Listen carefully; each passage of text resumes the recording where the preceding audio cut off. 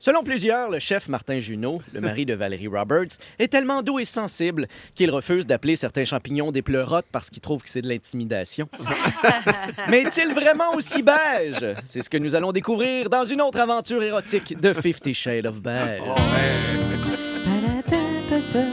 Je tentais de remplacer l'étoile de mon sapin par une tranche de carambole lorsque ma conjointe me dit « Ça te tenterait-tu qu'on se mette dans l'esprit des fêtes? » Je compris alors que nous allions avoir que qu'elle voulait que je lui jingle la bells.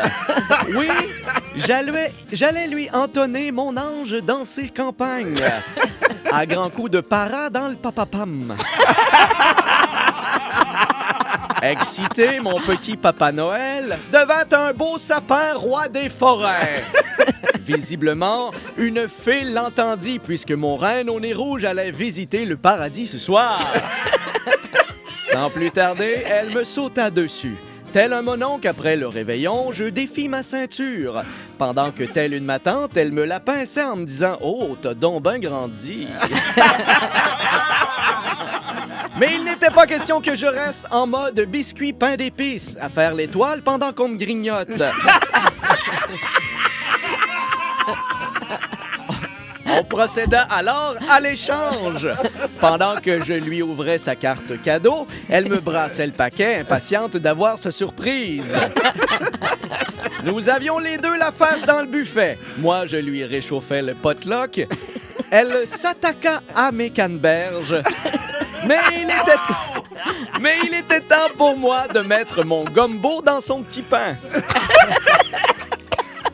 Nous enchaînâmes alors les positions thématiques Noël. Ah oui. Et pas besoin de mettre de manteau dans le lit, ça allait être direct les bottes dans le bain. Avec la position de la messe de minuit. Assis, debout, à genoux, assis, debout, à genoux, assis, debout, à genoux, demande-moi pardon, fais la queue, prends l'offrande. Tout ça jusqu'à ce que mon organiste la fasse chanter aiguë. La position ciné-cadeau, où mon Tigui la Lune se prend dans son piège Arnard à ours.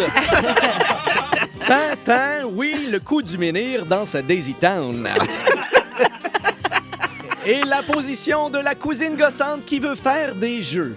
Je la déshabille avec des mitaines à four, puis la tourne 3 fois sur elle-même pour que les yeux fermés, elle me fasse une gâterie, les mains dans le dos sans que j'échappe l'œuf dans la cuillère.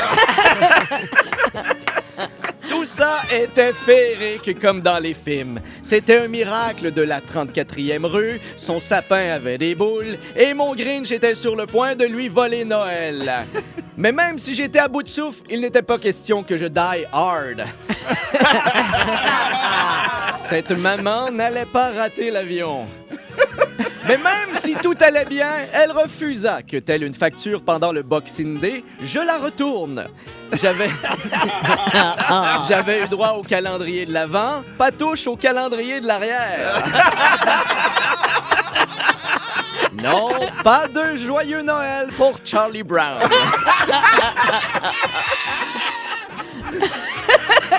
Brown. Oh, Même pas à Noël. Pas Noël. Qu'à cela ne tienne, j'ai décidé d'accélérer le tout pour tomber en mode jour de l'an. Les femmes au centre, les hommes autour, j'étais bien décidé à ce que mon monsieur pointu lui swing sa baquaise dans le fond de la boîte à bois. Malheureusement, trop excité par ma résolution, je n'entendis pas la fin du décompte pour popper le champagne.